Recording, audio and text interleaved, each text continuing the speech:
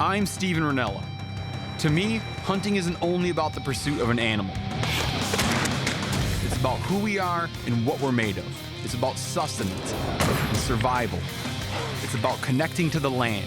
It's about the purity of the challenge. It's about life. In each and every one of us, there is a primal instinct to hunt and consume. I live to hunt and hunt to live. I am a meat eater.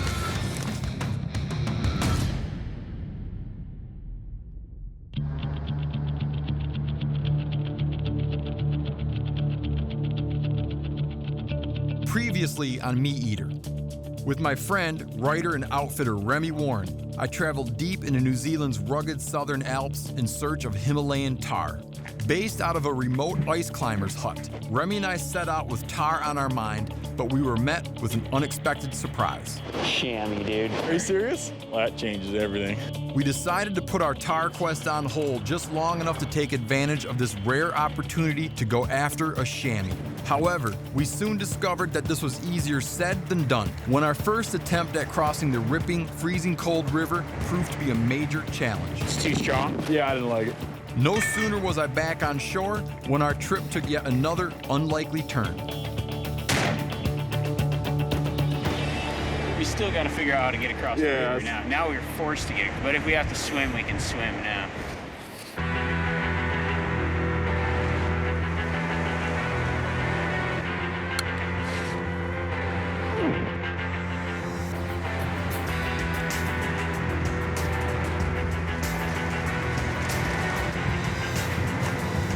Halfway through the crossing, the water is up to the middle of my chest. And the current is pushing my legs and yanking my feet away from the bottom. It's like trying to stand in a hurricane.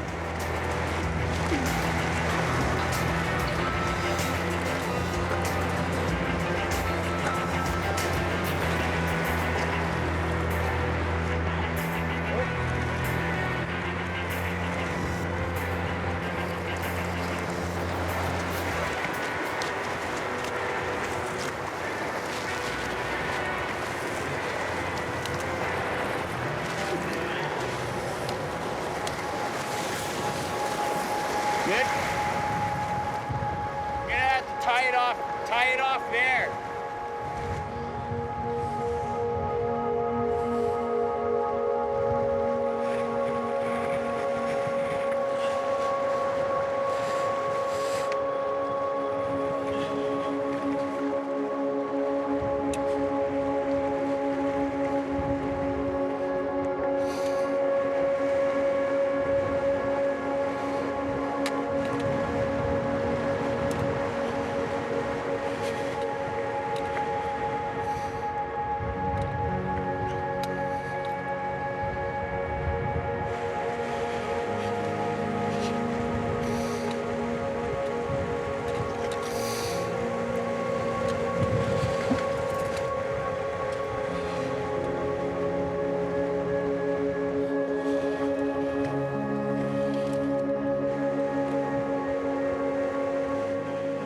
Once I get up to the chamois, all thoughts of the river fade. There's something very special about beholding your first specimen of a species, be it a squirrel or a rare breed of big game. I'd say that it's something only a hunter could understand, but I'm sure the emotions are the same for a mountaineer who's climbed a new peak or a world traveler who's finally earned that one elusive and hard-to-get stamp on his passport.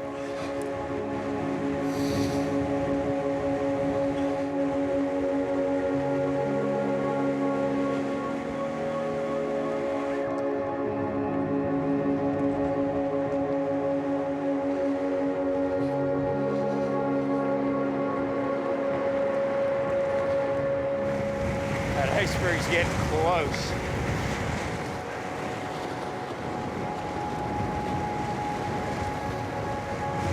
I don't want this iceberg to come down into you.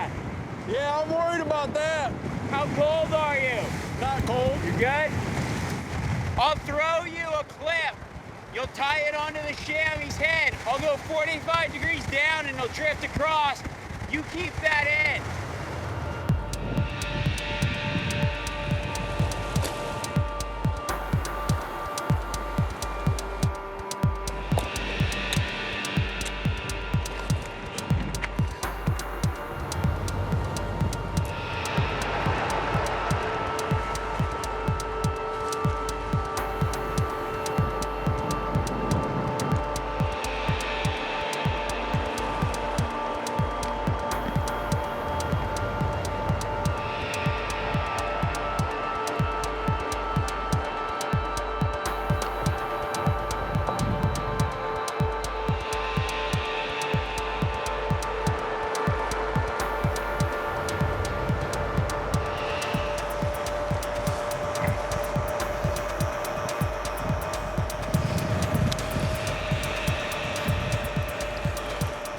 Skiers and kayakers know all about ferry angles, or how to position a boat so that the current moves it in a sideways fashion.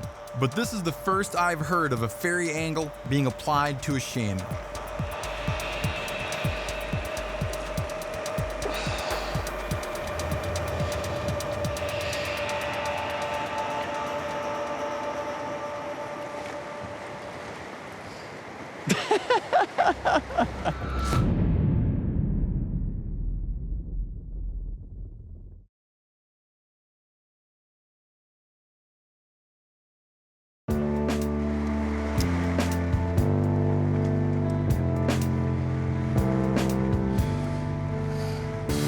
When glaciers reach their terminus, they birth off chunks of ice in a process known as calving.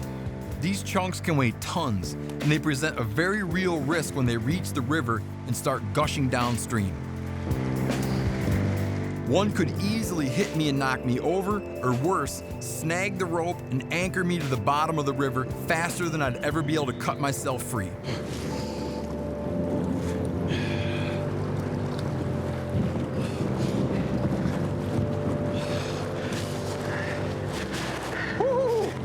Man,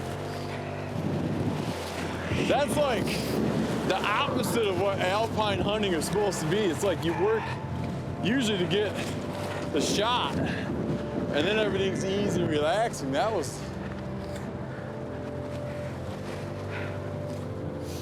one of the more dicier situations I've been in, man. That is ripping out there. God. Oh, I was scared.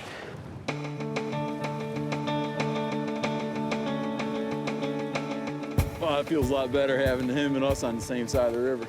You know, it's funny because when it comes to mountain hunting, I'm always telling people, oh, you gotta make sure you can get it. You gotta make sure you can get to it. And what you're thinking is cliffs. You're not thinking like glacial outwash. But there's no way, I'm telling you, there's no way I would have just let that thing sit without getting over there. It's a good mature buck, man. He's probably 10 inches. That is wild, man. That's a good one. That is nice.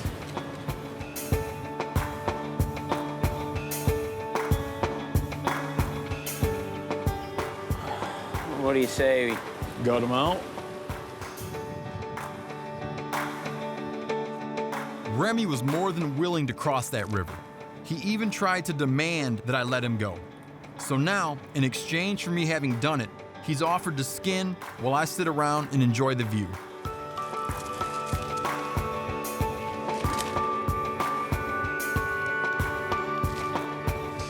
Once Remi is finished skinning the chamois, I go to work on butchering the carcass.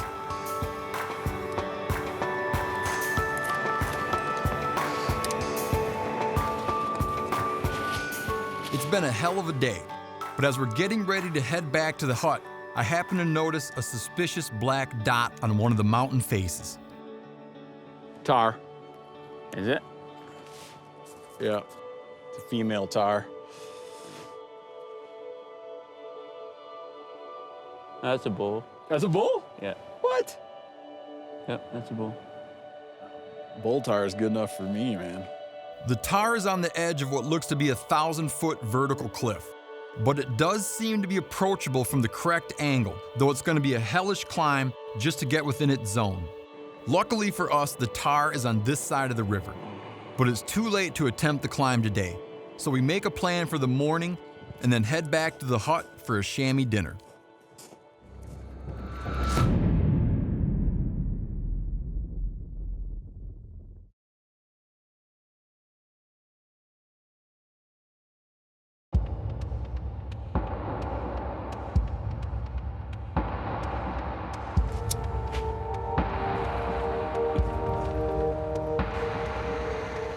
Remi says that a lot of the restaurants in New Zealand are hip on the idea of cooking meat tableside on superheated rocks, something I've seen as far away as Belize. You thinking back strap or back leg?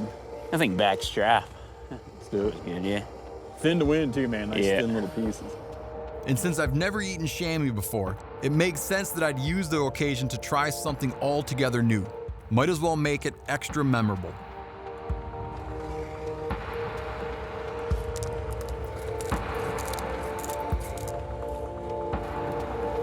Oh, yeah.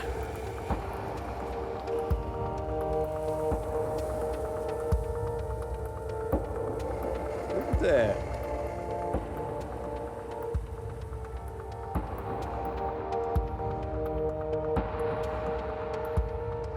That's some gamey smelling meat right there, man. Pretty good, though. It's good though. It's hot. You wouldn't mistake that for beef. It's got a little gur to it, you know? Yeah. It's like lamb-like almost. Yeah, it's not as tough as I thought it'd be, though. Pretty tender. I'm thinking this time tomorrow night we'll be having a tar appetizer and barbecue for the main course. I like it. Sounds good to me.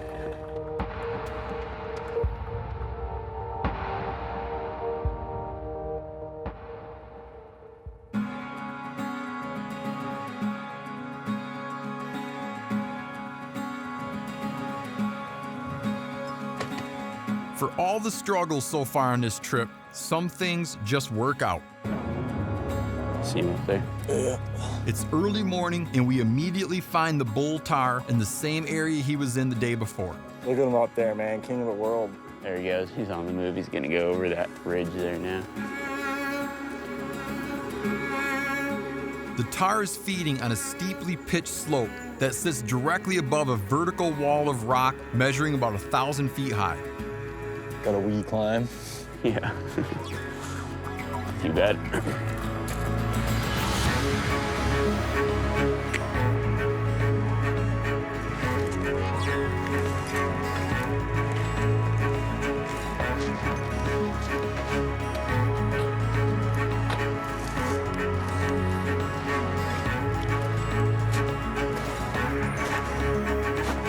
One problem with mountains is that the summit is never actually where you think it is when you're standing at the bottom looking up. In fact, it's a lot higher.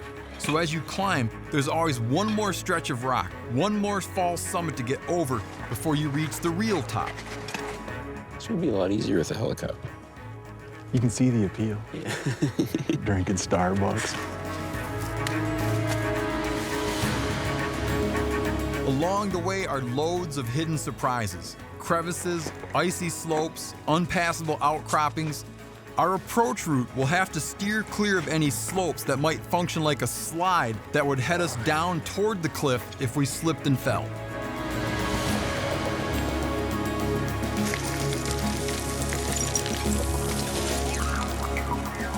Eventually, as we get higher, we'll want to find a route that brings us above the Tahr. Alpine animals spend a lot more time watching for danger that's coming from below than above, which is perfectly reasonable when you consider that there's not much that can outclimb them. Bear, slowly stand up.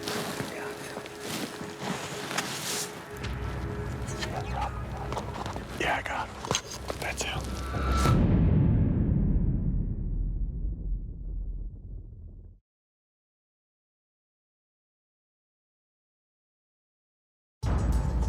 Yeah, I got him.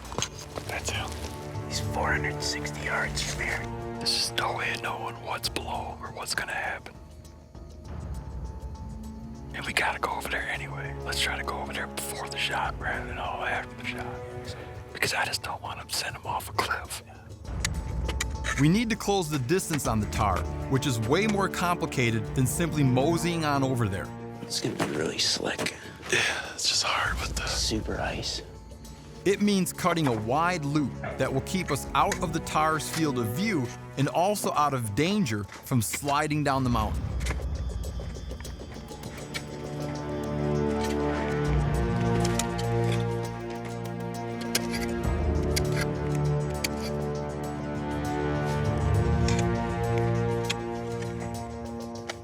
When we get to the Tahr's location, we realize that he's no longer bedded there.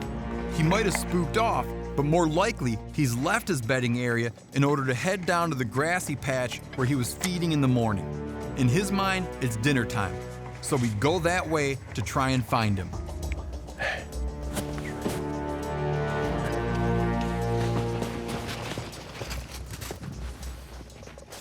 Do you see him? Yeah. It's just too dicey. He's gonna go over that cliff. We've got the Tahr in sight again, but we don't know what the snow conditions are near him. Is it ice? Is it deep? Is it soft and prone to sliding? This is all stuff that has to maintain a forefront position in your mind. We cannot control where the Tahr goes. He may run off the cliff after he's hit, or he could fall and then slide off the cliff. Mountain hunting is a gamble through and through.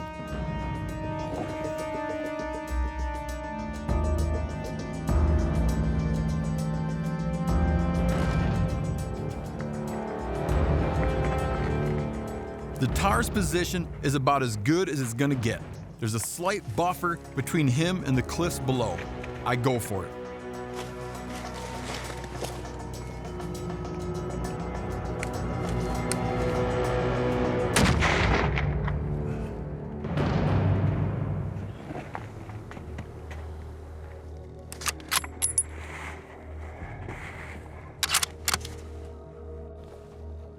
Oh, man. This is not something you want to do every weekend, man. Wow, that was a good hunt, man.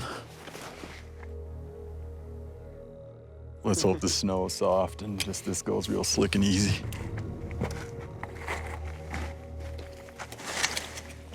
One thing you gotta keep your mind on up here is just what's below you. So you wanna stay aware if you slide.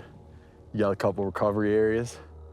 And like along this route, you got a little shelf down there, the bench, where you'd be able to catch yourself and not go all the way into the abyss.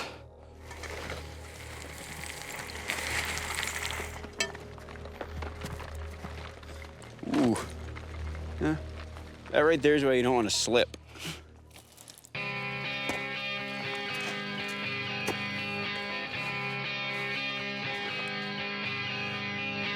Ooh. Smell him? Yeah, man, it smells like a beaver. Look at the rug on that thing. Oh, yeah. Holy smokes. It's a big old black bull, man. Look at this thing. Oh, that is amazing. Look at that.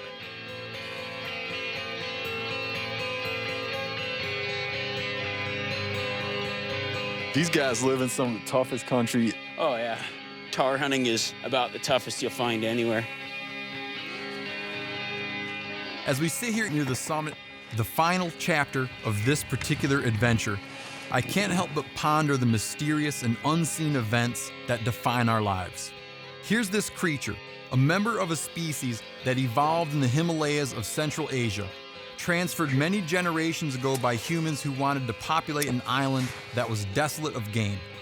And here I am, an American half a world away from his home, who is led here by an unquenchable desire for adventure in wild places. That our lives would collide, two creatures on a bloody patch of snow halfway around the world, would have seemed utterly impossible. Yet here we are, man and beast, predator and prey, connected through an ancient pursuit that brings forth all the undeniable facts of life. We explore, we hunt, we eat. Tahr, tahr, tahr. Yeah, It's like oyster shooters, but it's Yeah. tahr.